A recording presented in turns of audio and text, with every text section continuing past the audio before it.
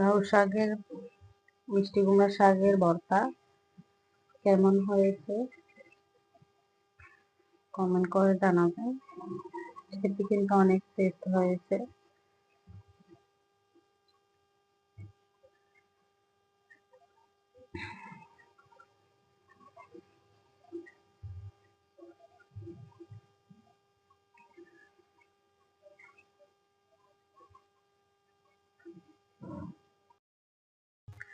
আসসালামু আলাইকুম, আশা করি সবাই ভালো আছেন। তো আমি এখানে নিয়েছি মিষ্টি কুমড়ার লাউ পাতা, 3টা পাতা নিয়েছি।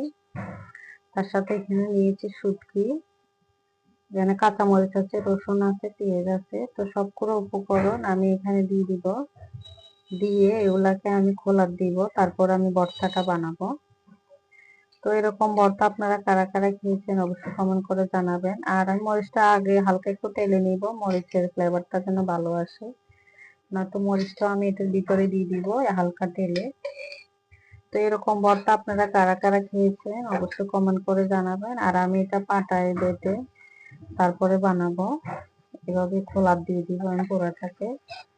এই তো এভাবে আমি খোলা দিয়ে দিব। তো আমি মরিচগুলাকে হালকা একটু তেলে নিয়েছি। আর এই পর্যায়ে আমি শুটকিটা দিয়ে দিব।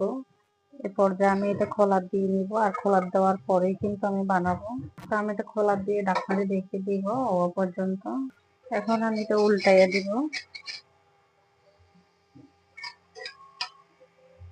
এই পর্যায়ে আমার খোলা দেওয়া হয়ে গেছে শাকটা আর শুটকি গুলা। তো আমি এখন নামিয়ে নিব, নিয়ে ভর্তাটা বেটে ফেলাবো, বাটবো। শিল পাটায় বাটলে ভর্তার টেস্ট পারফেক্ট একটা টেস্ট পাওয়া যায়। ব্লেন্ডারে কিংবা হাতে কষিয়ে ভর্তাটা টেস্ট পাওয়া যায় না। এই পর্যায়ে আমি ভর্তাটাকে ভালো করে বেটে নিব। ফার্স্টে আমি লাল মরিচটা হালকা তেলে বেটে নিয়েছি। তারপরে এখন আমি বাকি যে রসুন, কাঁচা মরিচ, শুটকি, তারপরে মিষ্টি লাউ পাতা, মিষ্টি কুমড়া পাতাটা বাটলে কিন্তু অনেক একটা টেস্ট আসে। ভর্তাটা খেতে অনেক ভালো লাগে।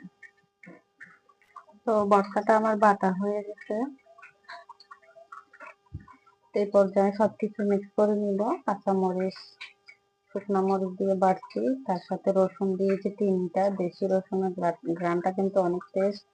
তারপরে লাউ পাতা, মিষ্টি কুমড়া পাতা, খেতে কিন্তু মাশাআল্লাহ টেস্টি হবে। আমি একটু চেখে দেখি। খুব দারুণ ভর্তা। এটা দিয়ে অনায়াসে 2 প্লেট ভাত খাওয়া যাবে।